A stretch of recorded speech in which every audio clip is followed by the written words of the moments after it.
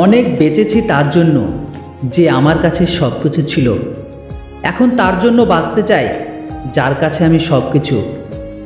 সবাই বলে একটি ভুল বোঝা থেকে যে কোনো ভালো সম্পর্ক ভেঙে যেতে পারে, কিন্তু সম্পর্কটা তাহলে ভালো কি করে হলো যে কেবল একটি ভুল বোঝার কারণে শেষ হয়ে যায়? আমি শুনেছিলাম লোক ভালোবাসাতে জীবনকে পর্যন্ত দিয়ে দেয়, কিন্তু যে সময় দিতে পারে না সে জীবন কিভাবে দেবে?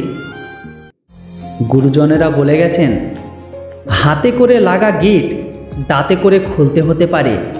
তাই কখনো এটা ভাববেন না যে আপনি অন্যের সাথে যা করছেন সেটা আপনার সাথেও হবে না। দুটোই অনেক দুর্লভ, আর সেটি হলো একমুখী রুদ্রাক্ষ আর অপরটি হচ্ছে একমুখী মানুষ।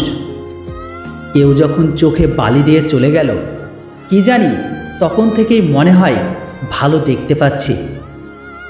কিছু অপরাধ কখনো ক্ষমা করা যায় না, তাই কারো মন ভাঙার আগে একটু ভালো করে ভেবে দেখবেন। দূরত্ব যদি বেড়ে যায় তাহলে ভুল বোঝাটাও কিন্তু অনেক বেড়ে যাবে, আর তারপর আপনি সেটা শুনতে পাবেন যেটা আপনি বলেননি। কে হিসাব রাখবে কাকে কতটা দিয়েছি আর কে কতটা বাঁচিয়ে রেখেছে? তাই ঈশ্বর সহজ অঙ্ক তৈরি করে রেখেছেন যে সবাইকে খালি হাতে পাঠিয়ে দেয় আর সবাইকে খালি হাতে ফেরতও নিয়ে নেয়।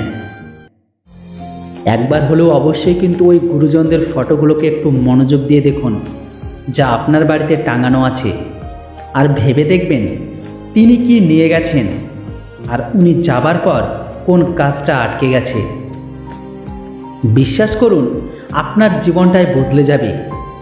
বন্ধুরা, আজকে আর বেশি কিছু বলতে চাই না। ভিডিওটি কেমন লাগলো সেটা কিন্তু অবশ্যই কমেন্ট বক্সে লিখে জানাবেন।